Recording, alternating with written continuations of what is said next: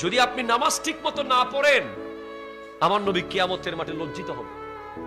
কেন হবে? নামাজ আমার আল্লাহ জোর করে চাপিয়ে দেন নাই, আমার নবী মেরাজে গিয়ে খুঁজে এনেছেন। আল্লাহ আপনাকে আমি দেখলাম, এত সুন্দর, আল্লাহ আমার উম্মত আপনাকে দেখতে চাচ্ছে।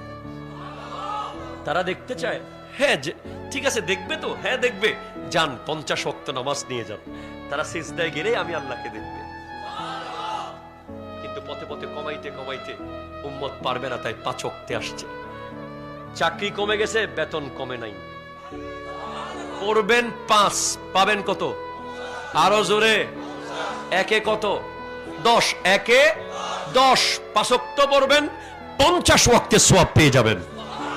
আর যদি নামাজ না পড়েন, তখন আমার নবীকে যদি আল্লাহ জিজ্ঞেস করে, ওগো হাবিব, আপনি বলেছিলেন তারা আমাকে দেখতে চায়, কই ফজরে গিয়েছিলাম, দেখি নাই তো।